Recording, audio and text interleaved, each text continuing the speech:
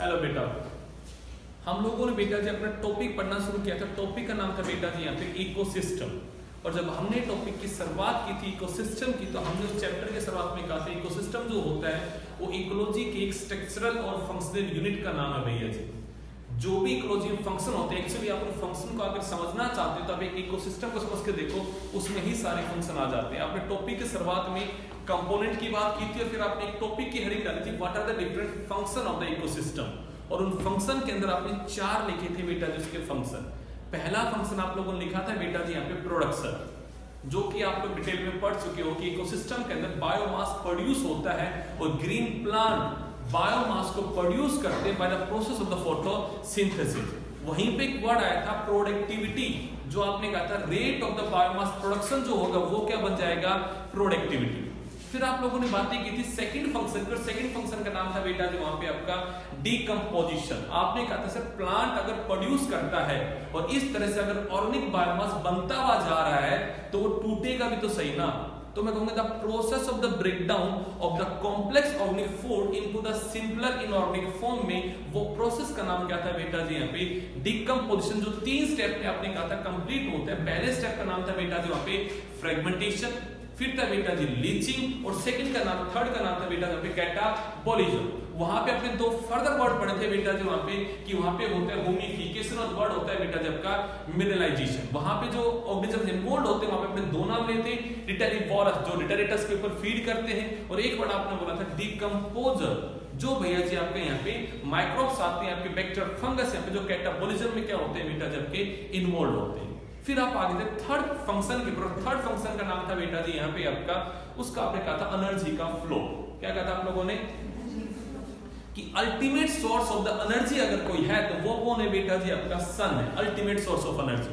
वो radiant energy को अर्थ पे भेजता है, जिसका 50% तो वापस से रिफ्लेक्ट बैक हो जाता है, 50% पहुंचता है धरती तक। उसमें से 1 से 5% बेटा जबकि प्लांट क्या कर पाते हैं वहां पे एब्जॉर्ब कर पाते हैं। आपने एक वर्ड यूज किया था वहां पे पार, फोटोसिंथेटिक एक्टिव रेडिएशन, वो है भैया जी आपका यहाँ पे टोटल 50%। आपने कहा था सन रेज का 1 to 5 प्लांट एब्जॉर्ब कर पाते हैं और बाकी वो एब्जॉर्ब वहां पे नहीं कर पाते। ये सब वर्ड जाने थे हम लोगों ने। फिर आपने कहा था प्लांट जो होते हैं वो बायोमास को अपने अंदर एक्यूमुलेट करते हैं बाय प्रोसेस ऑफ फोटोसिंथेसिस से।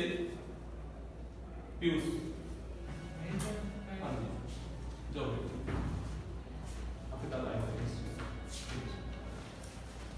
फिर आप लोगों ने बातें की थी बेटा जी वहां पे कि हमने प्रोसेस की बात की थी कि जब प्लांट ने अगर चीजों को भैया जी आपके अंदर प्रोड्यूस कर लिया, उसने रेडिएंट एनर्जी को केमिकल की फॉर्म में अपने अंदर स्टोर कर लिया है, तो उस एनर्जी का आगे फ्लो होगा। और आपने कहा था आगे फ्लो करने के लिए 2 हमने स्टेप पढ़े, आइदर फूड चेन चलेगी या फिर फूड वेब चलेगी। फूड चेन के बारे में आपने कहा था फर्दर 2 टाइप की होती है, या तो नाम था ग्रेजिंग फूड चेन, या नाम था बेटा जी वहां पे डिटेरेटस फूड चेन। ग्रेजिंग वाली जो होती है अभी कहती है एक्वेटिक के अंदर मेन एनर्जी का फ्लो किससे होता है, आपका यहाँ पे जीएफसी से होता है, जबकि आपका टेरेस्ट्रियल के अंदर मेनली किससे होता है बेटा जब का डीएफसी से होता है। ये सब बातें की थी आप लोगों ने। आपने साथ बातें की थी जब बहुत सारी फूड चेन डिफरेंट लेवल पे आपस में कनेक्टेड हो जाए तो क्या बन जाती है बेटा जी, फूड वेब बन जाती है। फूड वेब जो होती है स्टेबिलिटी देती है इकोसिस्टम में, क्योंकि फूड चेन दुनिया में नहीं चलती क्योंकि वो सिस्टम को अनस्टेबल बनाती है। ये सब बातें आप लोग कर चुके थे। फिर आप लोगों ने बातें की थी सर चौथा अगर कोई फंक्शन है तो उस फंक्शन का नाम था बेटा जी यहाँ पे न्यूट्रिएंट रिसाइकलिंग। क्या नाम था बेटा जी? तो आज के वीडियो में हम उस इकोसिस्टम के चौथे फंक्शन के बारे में बात करेंगे बेटा जी। चौथे फंक्शन का नाम क्या है बेटा? Nutrient recycling. तो हेडिंग डालेगा बेटा जी न्यूट्रिएंट रिसाइकलिंग।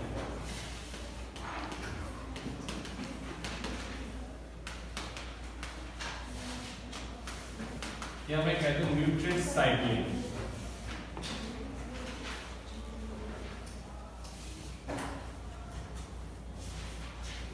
एक और नाम इसका लिखते हैं बायोजियो केमिकल।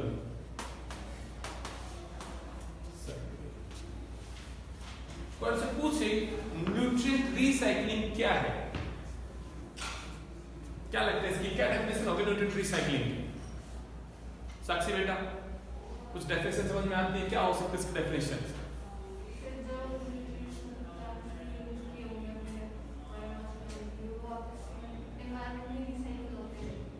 रिसाइकल का क्या मतलब है? चलिए बैठिएगा बेटा। आप सिंपल से सोच के देखिएगा, आपकी एयर के अंदर CO2 गैस है, प्लांट ने उसे क्या बेटा जी आपका यहाँ पे consume in the form of glucose, animal ने उसके ऊपर किया फीड, एनिमल ने किया रेस्पिरेशन, तो उसने CO2 वापस छोड़ दी कहाँ बेटा जी आपके इन्वायरमेंट में। तो आपको नहीं लगता कि इन्वायरमेंट तो सर एबायोटिक फैक्टर है, और फिर कहाँ गई प्रोड्यूसर में, फिर कहाँ गई हार्बिवोरस में, फिर कहाँ गई होगी कार्निवोरस में, और रेस्पिरेशन से वापस आ गई कहाँ बेटा जी आपके विद इन द एटमॉस्फेयर। तो मैं कहूंगा एक न्यूट्रिएंट जो है वो different component of the ecosystem से क्या कर रहा है बेटा जी यहाँ पे ट्रेवल कर रहा है, उनसे क्या कर रहा है वो पास हो रहा है through the different component of the ecosystem. तो मैंने कहा ये जो ट्रांसफर है थ्रू द डिफरेंट कंपोनेंट्स, इस ट्रांसफर का नाम क्या है बेटा जी यहाँ पे न्यूट्रिएंट साइक्लिंग, या मैं कहूंगा रीसाइक्लिंग। इसका अगला नाम समझ के देखो बेटा जी बायो। बायो बोले तो लिविंग, जियो मतलब हम यहाँ पे अर्थ की बात कर रहे हैं बेटा, तो मैं कहूंगा यहाँ पे हम दो तरह के वर्ड जोड़ रहे हैं, लिविंग और नॉन लिविंग। केमिकल मतलब मैं किसकी बात कर रहा हूं यहाँ पे न्यूट्रिएंट की। तो मैंने कहा जो भी न्यूट्रिएंट का फ्लो है through the abiotic and the biotic component के बीच में वो जो ट्रेवलिंग चलती रहती है, जो पासेस होता रहता है, जो एक्सचेंज चलता रहता है, मैं कहूंगा वो क्या है बेटा जी यहाँ पे आपका बायोजियोकेमिकल साइकिल। अरे हाँ कि ना? आपने कहा सर हमने खाना खाया, हमने वो कहां से लिया, प्लांट से लिया, तो हमने ग्लूकोज को लिया, हमने कार्बन को लिया, हमने रेस्पिरेशन किया तो ग्लूकोज का ब्रेकडाउन हुआ, तो CO2 क्या हुआ हमारा यहाँ पे रिलीज हुआ ना। तो प्लांट ने जिस CO2 को लिया था उसको हमने क्या कर दिया, छोड़ दिया वापस से। तो हम और प्लांट क्या थे बेटा जी यहाँ पे बायोटिक यानी कि लिविंग कंपोनेंट, और वापस आ गया किस में एयर में। मैं कहूंगा लगातार एटमॉस्फेयर में लिविंग के बीच में एक्सचेंज चल रहा है बेटा जी यहाँ पे आपका न्यूट्रिएंट का एक फ्लो चल रहा है। वो न्यूट्रिएंट के फ्लो को क्या बोलेंगे बेटा जी यहाँ पे, या तो मैं नाम दूंगा बायोजियोकेमिकल साइकिल, या मैं नाम दूंगा न्यूट्रिएंट रीसाइकिल। तो लिखिएगा जरा दोनों नाम बेटा जी। The movement of the nutrient element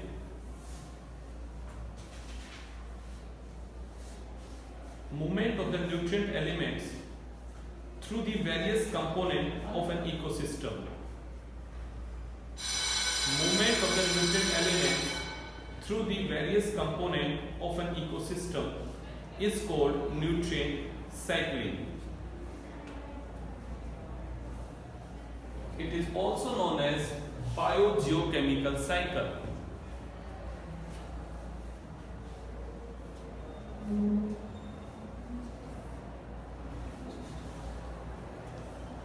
It is also known as biogeochemical cycle.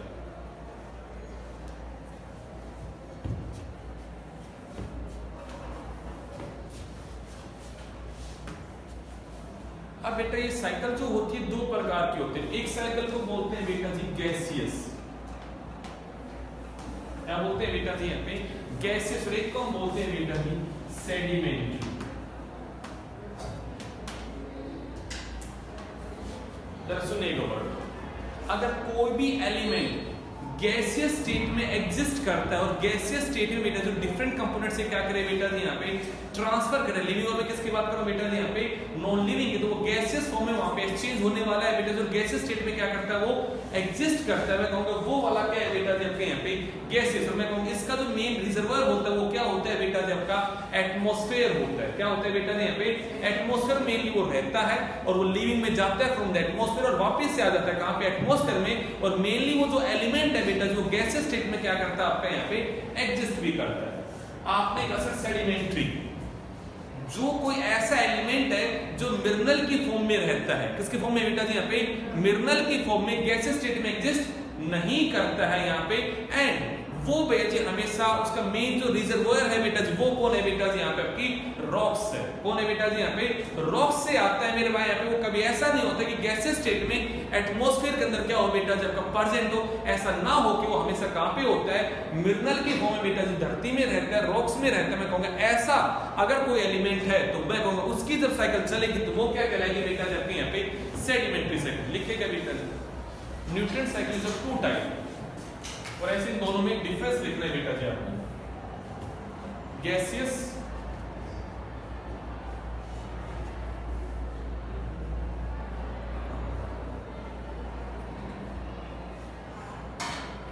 इसमें लिखो गैसियस वाले के अंदर the reservoir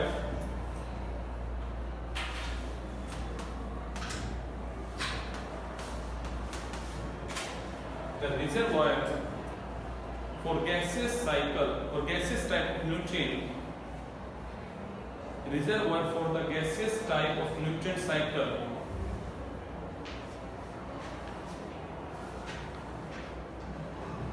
is in atmosphere.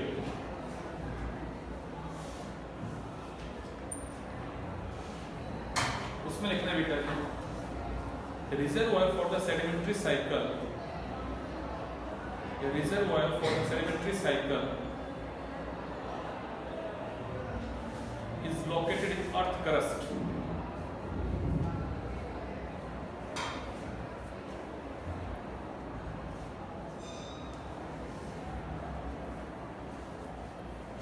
अगला को लिखते हैं gases के अंदर the element mainly exists in the gaseous state. The element mainly exists in gaseous state.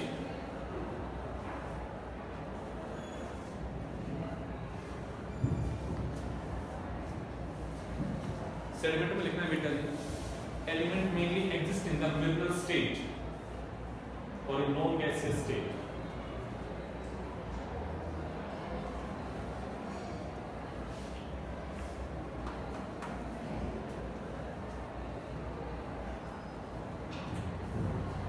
Gases का एग्जांपल लिखो बेटा, नाइट्रोजन साइकिल, कार्बन साइकिल।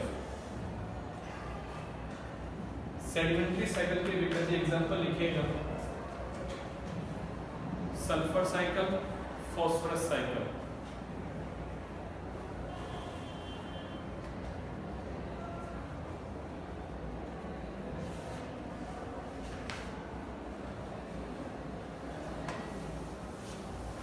हमारे डालो बेटा जी पहला यहाँ पे कार्बन साइकिल।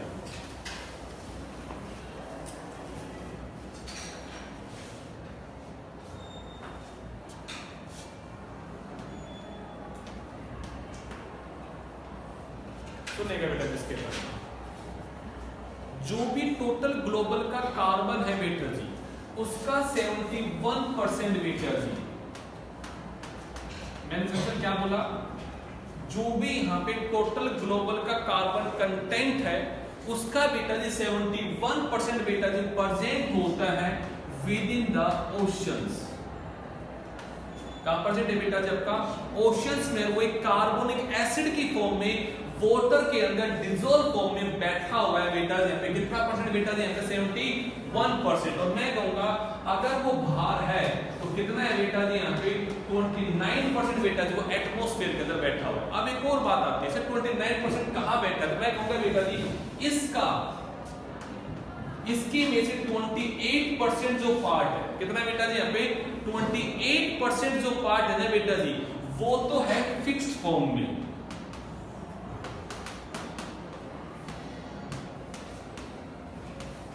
और भैया जी जस्ट 1% जो है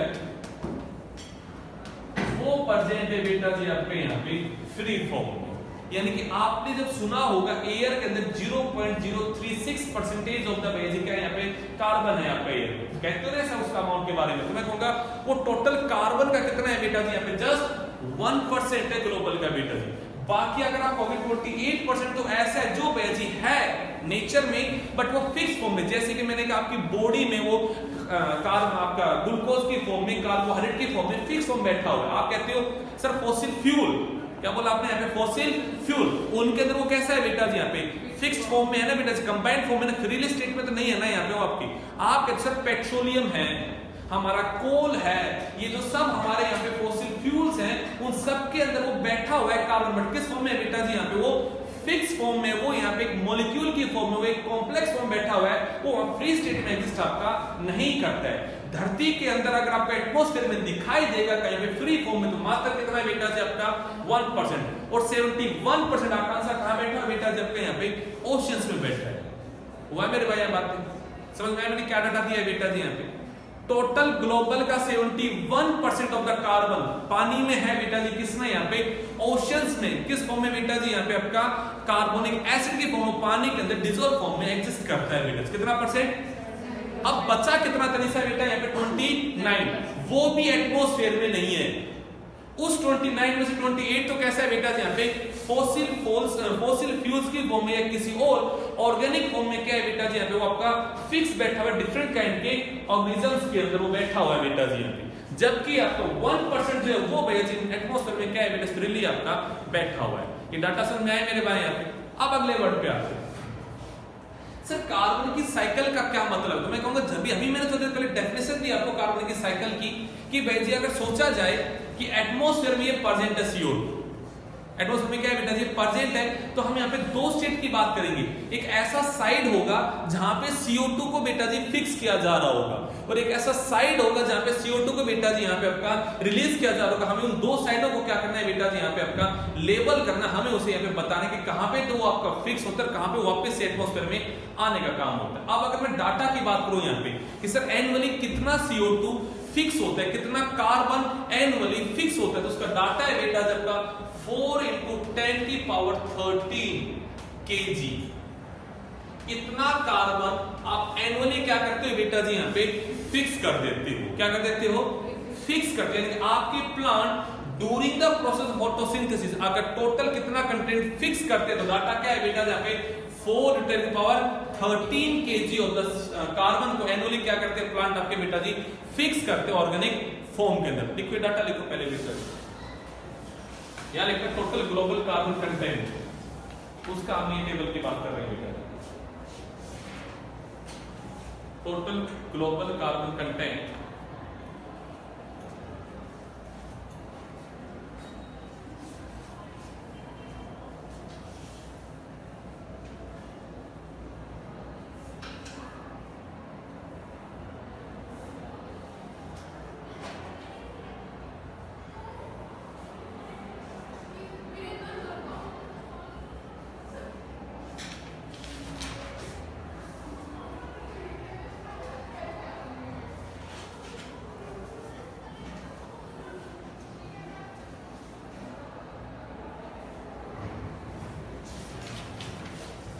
ये डाटा लिखना बेटा जी। Annually 4 × 10⁻13 kg of this carbon is fixed annually।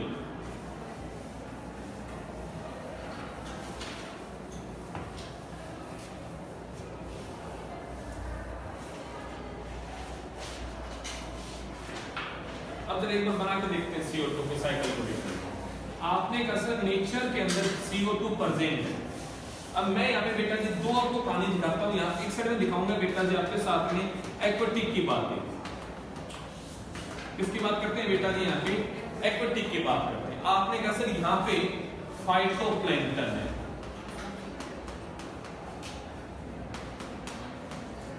या यहाँ पे छोटे एक्वेटिक प्लांट है। ये CO2 को क्या कर रहे हैं बेटा जी आपका यहाँ पे फिक्स कर रहे हैं। यहाँ पे प्रोसेस चल रहा है बेटा जी, कौन सा यहाँ पे आपका फोटोसिंथेसिस।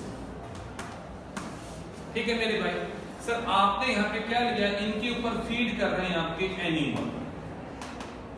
इन पे क्या फीड कर रहे हैं बेटा जी आपके एनिमल। वो CO2 को बेटा जी रिलीज करते हैं एटमॉस्फेयर के अंदर by the process of the respiration,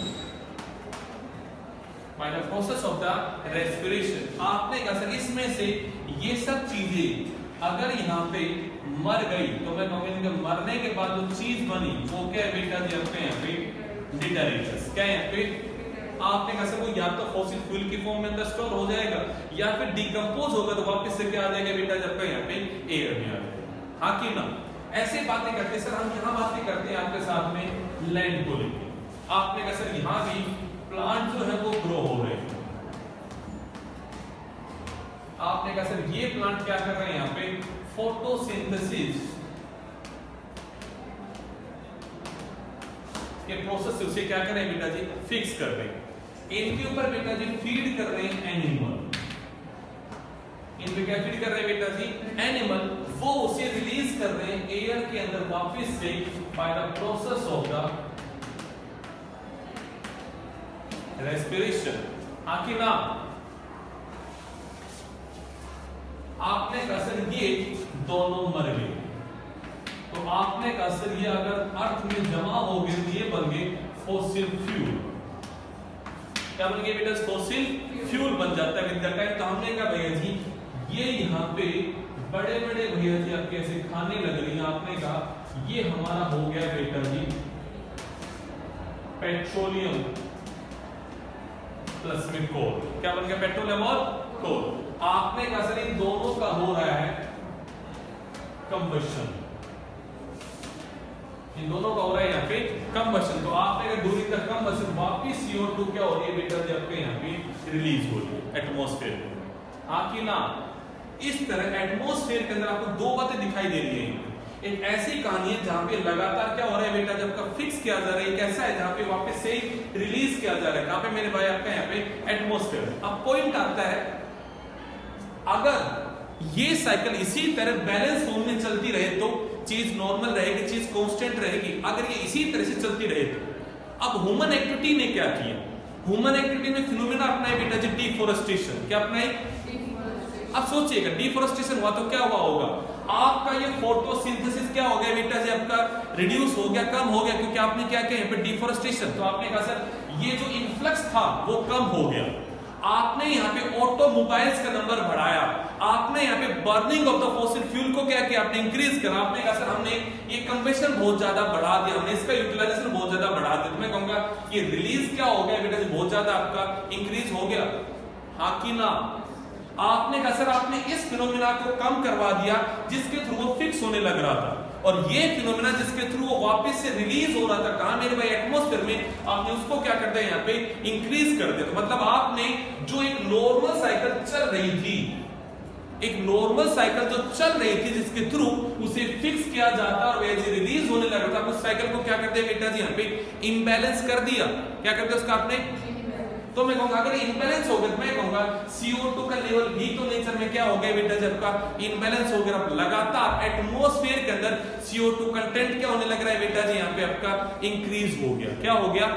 और आप कहते हैं इसके कंटेंट इंक्रीज होने की वजह से हमें दूसरा इफेक्ट समझ में आता है। कौन सा? यहाँ पे ग्लोबल वार्मिंग। क्या समझ में आता है? यहाँ पे ग्लोबल वार्मिंग हमें इसका दूसरा इंपैक्ट दिखाई देता है। तो पूछे आपसे why if there is a nutrient recycling in the nature then why there is an increase in the carbon level within the atmosphere? अगर एक न्यूट्रिएंट की साइकिल है तो फिर वो इंक्रीज क्यों हो रही है? उसे तो बेसिक मेंटेन रहना चाहिए। तो आपका आंसर होना चाहिए कि ह्यूमन एक्टिविटी ने डिफोरेस्टेशन किया, ये प्रोसेस को क्या किया उसने बेटा जी यहाँ पे रिड्यूस किया और कंबशन ज्यादा बढ़ रहा है यहाँ पे। तो मैं कहूंगा उसकी वजह से लेवल क्या हो गया? टोटली बेटा जी आपके यहाँ पे अफेक्टेड हो गया।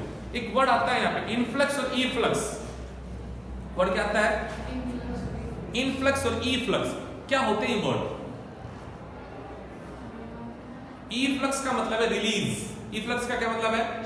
आपने कहा सर ये वो प्रोसेस जिसके थ्रू वो क्या हो रहा है नेचर में रिलीज हो रहा है, और इनफ्लक्स है कि उससे वापस हम उसे लेने का जो काम कर रहे हैं वो क्या है बेटा जिसका यहाँ पे इनफ्लक्स। और ह्यूमन एक्टिविटी की वजह से ये जो ईफ्लक्स और इनफ्लक्स है ये दोनों जो लेवल पे थे वो क्या हो गए बेटा जी आपके यहाँ पे डिस्टर्ब हो गए। क्या हो गए बेटा यहाँ पे डिस्टर्ब हो गए। जैसे पूरी साइकिल क्या हो गई बेटा जी आपके यहाँ पे डिस्टर्ब हो गई।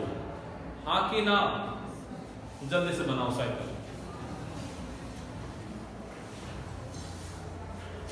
जल्दी से बनाइएगा बेटा जी cycle.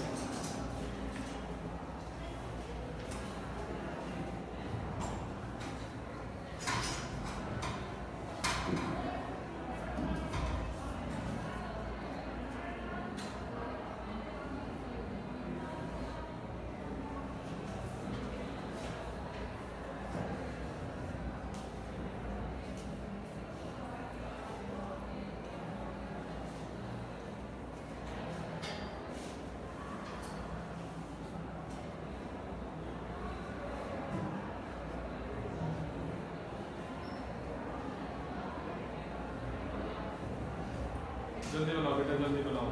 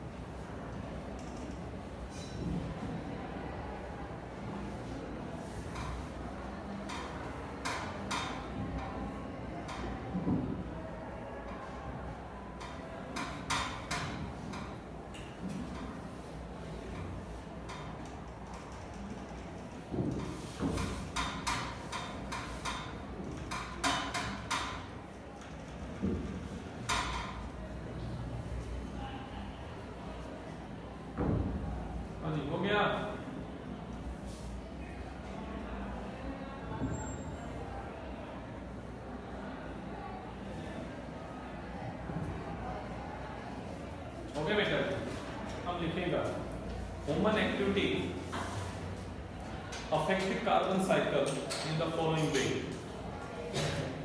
Human activity affect the human cycle in the following way. पहला लिखो बेटा जी, rapid deforestation,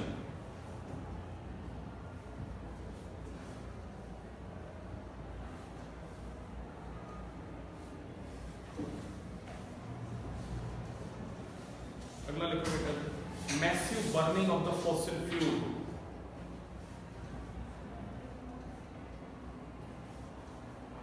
massive burning of fossil fuel for energy and transportation.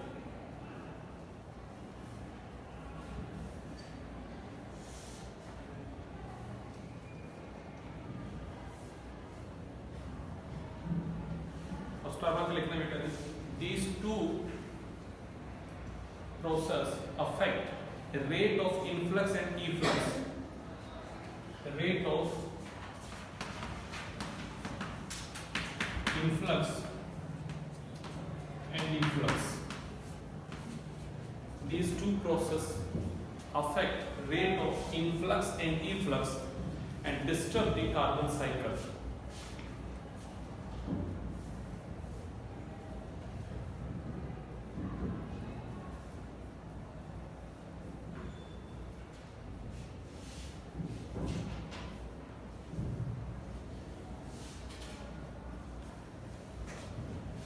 हो गया बेटा? अब हेडिंग डालो ये किसी के अंदर क्वेश्चन आ जाए अगर आपके पेपर के अंदर, what is the role of the decomposer in the carbon cycle? Shruti देगी हमें answer. What is the role of the decomposer in the carbon cycle? क्योंकि मैंने यहाँ पे आपको प्रोड्यूसर दिखा रखा है और मैंने आपको यहाँ पे कंज्यूमर दिखा रखा है, और कोई पूछे आपसे what is the role of decomposer?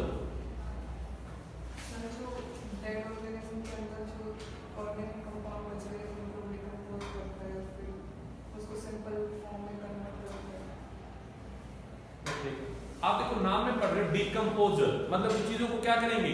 Decompose. आपने प्रोसेस पढ़ा था ना, process of breakdown of the complex organic form organic food into the simpler inorganic form, simpler. तो सोचिएगा अगर डिकम्पोजर उस डिटरेटस के ऊपर फीड करते और उसे वापस से भेज, उसे डिकम्पोज कर देते, मैं कहूंगा फ्री फॉर्म में भेजे CO2 को वापस से भेजी, ऐड करेंगे किसको मेरे भाई? यहाँ पे CO2 का एनवायरनमेंट के अंदर, हाँ या ना?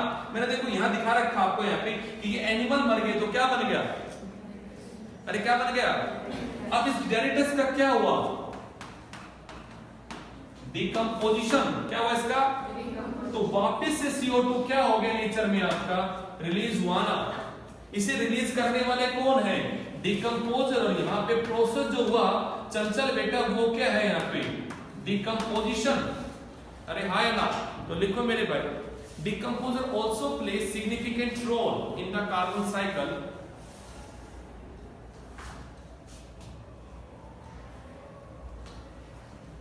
by decomposing the dead and decay material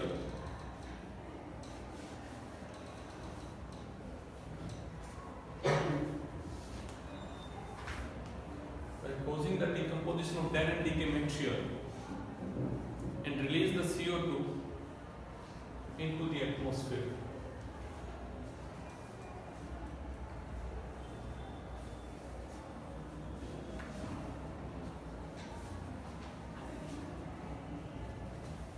हो गया भाई यहां तक का? ये हमारे कौन सी साइकिल है? गैसियस है बेटा, सेडिमेंट्री? अरे कौन सी है बच्चा? अब डालेंगे भैया एग्जांपल यहां पे सेडिमेंट्री का हेडिंग डालेंगे बेटा दी फॉस्फरस साइकिल। हेडिंग डालो बेटा दी फॉस्फरस साइकिल, और ये साइकिल है बेटा यहां पे सेडिमेंट्री साइकिल।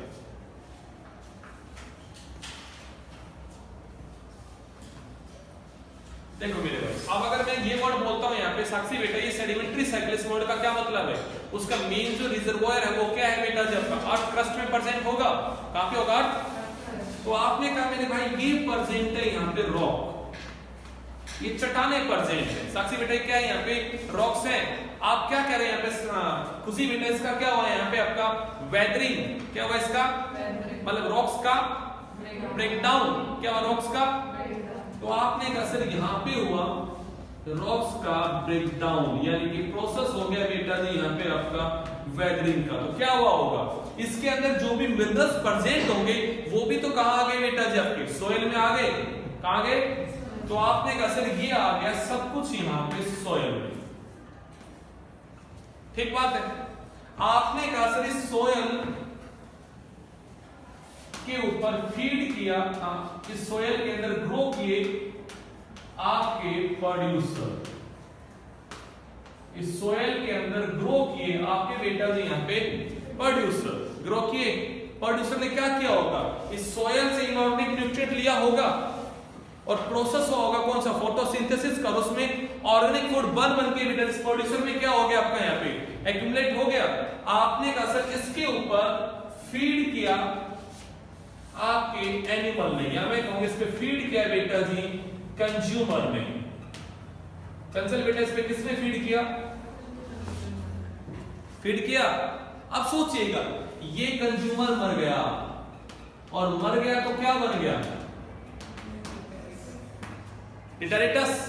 आपने कहा सर ये प्लांट का कोई पत्ता या उसकी कोई टहनी भी टूट के गिर गई जमीन पे तो वो भी क्या बन गया, उनका क्या होगा, डिकम्पोजिशन। क्या होगा उनका, तो डिकम्पोजिशन होगा तो वापस से कहां आ जाएगा, सोइल में आ जाएगा।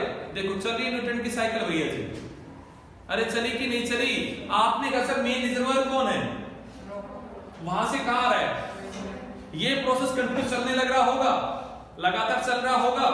अब कहा सर ये रॉक, ये सोइल में आ गया रॉक से, अब सोइल से प्लांट में उसे क्या हो गया बेटा जी आपका इनटेक, प्लांट के अंदर वो आया, प्लांट में फीड किया, किसने यहाँ पे, कंज्यूमर ने। कंज्यूमर मर गया भैया जी, प्रोड्यूसर मर गया तो पे एक्ट किया होगा डिकम्पोजर, क्या एक्ट हुआ होगा, और during the decomposition process again वो न्यूट्रिएंट कहां गया बच्चा, आपके सोइल में आ गया। तो मैं कहूं इस तरह से सोइल में आने लग रहा है भैया जी। अर्थ के क्रस्ट भी तो यहाँ पे उसके रिजर्वोयर है भैया जी।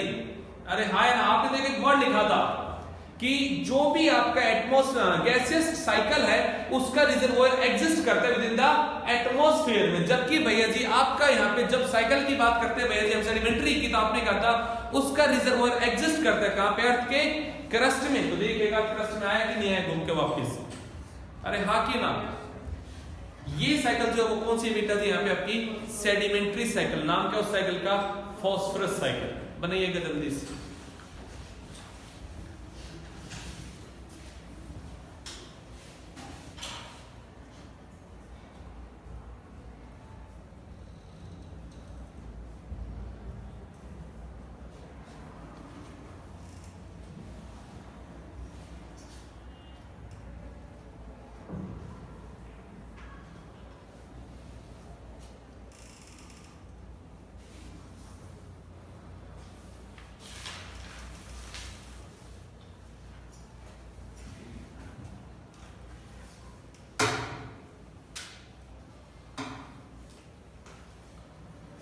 आपको पूछे what is the role of phosphorus, या फॉस्फोरस कहां यूज होता है बॉडी में, क्या कहोगे भैया जी। भाई एक मिनरल पढ़ रहे हो आप, फॉस्फोरस। फॉस्फोरस का हमारी बॉडी में कहां या किसी भी लिंग में क्या योगदान है फॉस्फोरस का, अरे बोलो हर्षिता जी, हमारी बॉडी में फॉस्फोरस है, अरे है या नहीं है, कहां है गुड़िया फॉस्फोरस, अरे nucleic acid source of the energy, ATP, nucleotide, सब जगह क्या प्रेजेंट है बेटा जी आपका यहाँ पे, फॉस्फेट, हाँ कि ना। तो लिखो ना बेटा जी यहाँ पे, phosphorus is one of the essential nutrients for the living organism. Phosphate is one of the essential nutrient for the living organism.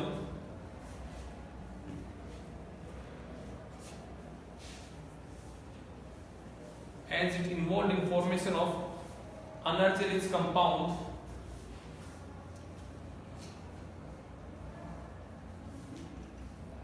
As it involved in formation of energy-rich compound like ATP and keratin phosphate, जो आपके muscles में होता है, keratin phosphate.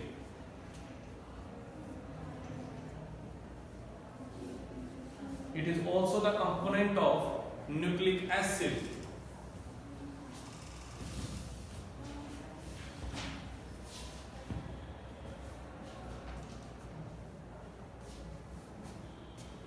Okay, अब paper में question आता है थोड़ा सा बदल के, what are the different factor that affect the nutrient recycling process.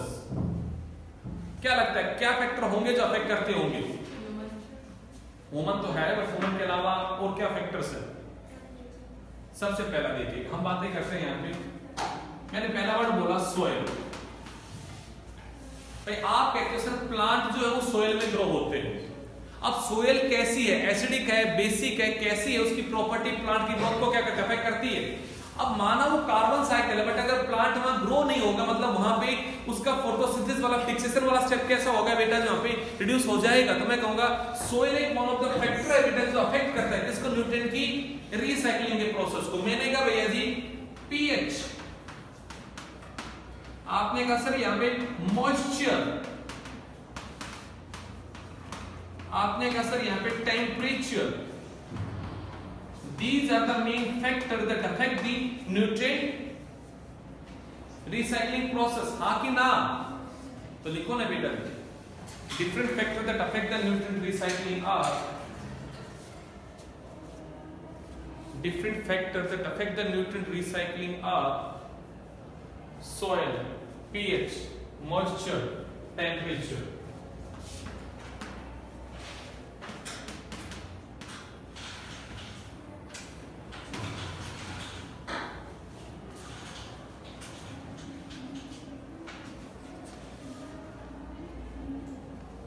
अब मैं आपसे पूछूं what is the function of reservoir. आपने कहा सर गैसियस का रिजर्वॉयर जो है वो एटमॉस्फेयर है, और सेडिमेंट्री का रिजर्वॉयर जो है वो रॉक्स हैं, वो आपका अर्थ का क्रस्ट है। मैं पूछता हूं आपसे ये रिजर्वॉयर क्या करता है, इसका फंक्शन क्या है रिजर्वॉयर का?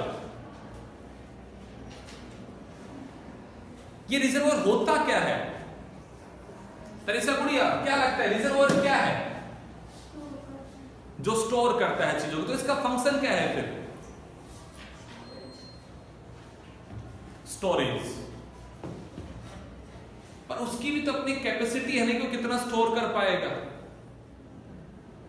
आप सोचो अगर रिजर्वर अपने अंदर स्टोर कर पाता फिर तो CO2 के लेवल बढ़ना ही नहीं चाहिए एटमॉस्फेयर के अंदर। अरे हाँ कि ना भाई, एक्सेस में वहां जाके स्टोर हो जाएगा, काम चल जाएगा हमारा। बट हर्षिता ऐसा हो तो नहीं रहा है ना, क्योंकि उसकी अपनी जो स्टोरेज कैपेसिटी वो कैसी है, फुल है। तो अब रिजर्वोयर का क्या फंक्शन, मैं कहूंगा अब ये करता है कि भैया जी अगर आपके नेचर में, आपके एटमॉस्फेयर में उसकी कमी हो जाती है, उसकी डेफिशिएंसी हो जाती है, तो ये उसे क्या करता है वहां पे रिलीज करता है। उसे क्या करता है, आप ये समझिएगा नेचर के अंदर ये साइकिल चलने लग रही है। सोचो एक मिनट के लिए, हेलो हेलो यहां देखिएगा, ये साइकिल ऐसे चलने लग रही है। अब सपोज कीजिएगा इस सोइल के अंदर फास्फोरस की कमी हो गई। कैसे कमी होगी सर, यहां से इनटेक का रेट बहुत ही ज्यादा आपने इंक्रीज कर दिया, बट डिकम्पोजिशन का रेट आपने क्या कर दिया, यहां पे डिक्रीज कर दिया। तो मैं कहूंगा यहां पे इनटेक ज्यादा हुआ है, जिसका यहां पे ये वापस आने का प्रोसेस कम कर दिया आपने, रिलीज कम कर दिया। तो इसी का जिस केस में क्या होगा, इसके अंदर डेफिशिएंसी हो जाएगी किसकी, यहां पे फॉस्फेट की। तो अब ये रिजर्वोयर का कर्तव्य बनता है, उसका फर्ज बनता है, उसका काम बनता है कि वो क्या करे, इस डेफिशिएंसी को क्या करे बेटा जी यहाँ पे पूरा करे। तो जो रॉक्स होंगे वो टूटेंगे, वापस सोइल में क्या करेंगे बेटा, जो फॉस्फेट को ऐड करेगी।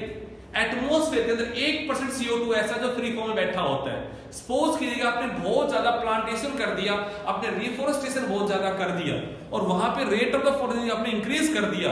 अब जो कमी होगी एटमॉस्फेयर उसको पूरा कूल करेगा भैया जी, तो ओशन जो होंगे वो एक्सेस को रिलीज करके उसे कहां लेके आ जाएंगे बेटा जी, आपके यहाँ पे एटमॉस्फेयर के अंदर लेके आ जाएंगे। हाँ कि ना? तो रिजर्वोयर का क्या काम है, to meet the deficiency that is created due to the disturbance of the imbalance of the influx and the efflux। कि अगर इनफ्लक्स और इफ्लक्स के भैया जी रेट में गड़बड़ की वजह से अगर कोई डेफिशिएंसी हो जाए तो उस डेफिशिएंसी को पूरा करने का काम किसका होता है बेटा जी? अरे हाँ कि ना? तो लिखेगा बेटा reservoir. The function reservoir is, the function of the reservoir is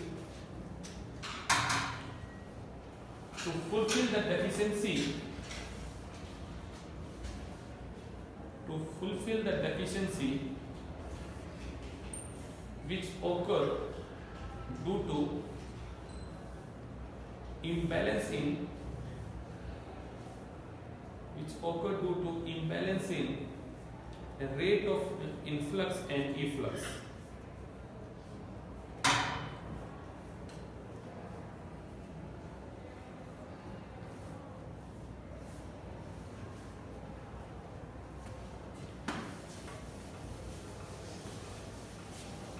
अब एक वर्ड आते हैं छोटे छोटे हमारे नंबर के लिए वर्ड तैयार होता है, स्टैंडिंग स्टेट और स्टैंडिंग क्रॉप। ये दो बड़े जबरदस्त वर्ड हैं।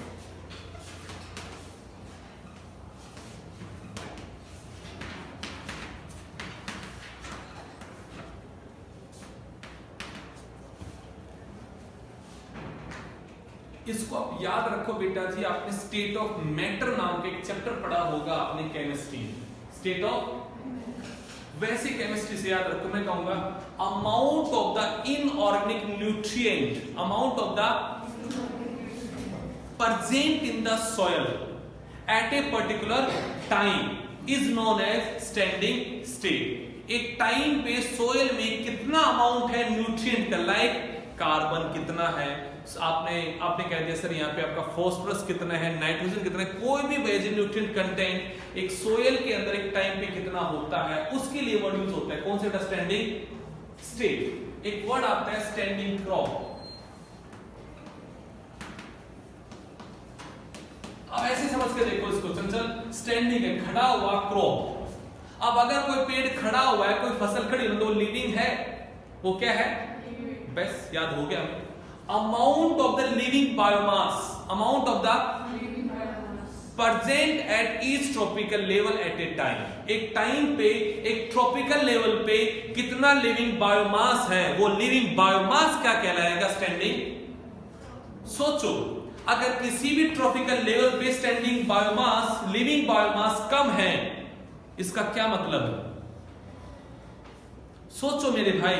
मैंने कहा एक ट्रॉपिकल लेवल पे, मैंने कहा प्रोड्यूसर लेवल पे अगर लिविंग बायोमास कम है तो ऑटोमेटिकली वहां पे हर्बिवोरस का नंबर भी क्या हो जाएगा, कम हो जाएगा। अरे हाँ या ना।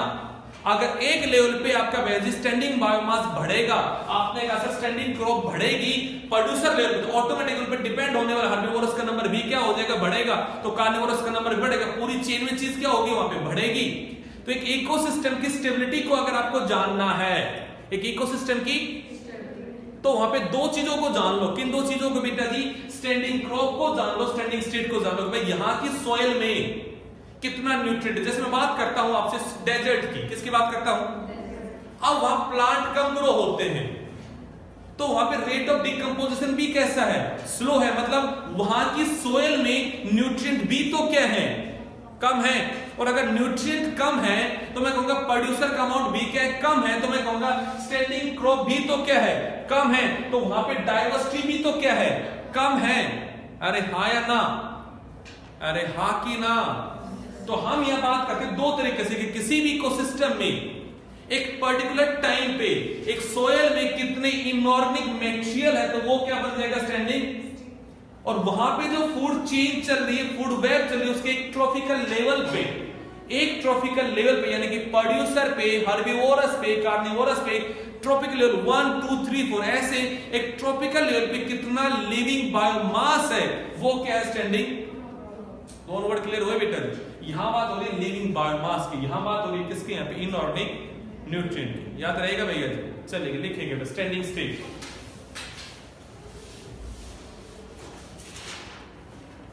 Amount of nutrient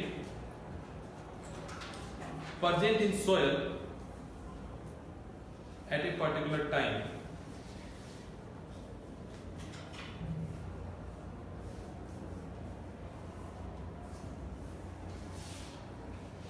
अगला लिखो standing crop.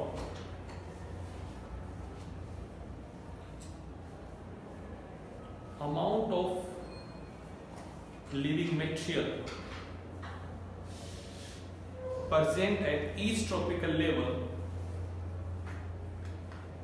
present at each tropical level at a particular time।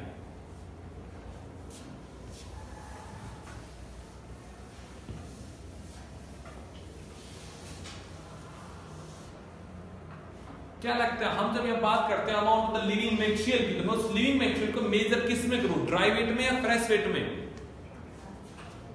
चंचल जी कुछ कह रही है? ड्राई वेट में। फ्रेश वेट में क्या दिक्कत है गुड़िया? ड्राई और फ्रेश वेट क्या है बेटा? बोलो बोलो गुड़िया, शाबाश बोलो। ड्राई वेट क्या है, फ्रेश वेट क्या है? बोलो गुड़िया। यस, अगर पानी भी इंक्लूड है तो वो क्या है भैया जी? फ्रेश। अगर पानी निकाल दो तो क्या है?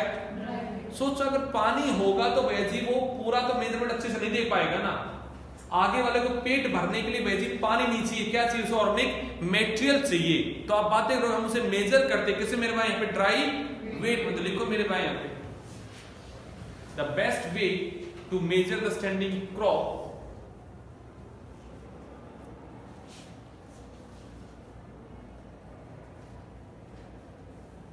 is measurement of biomass in terms of dry weight.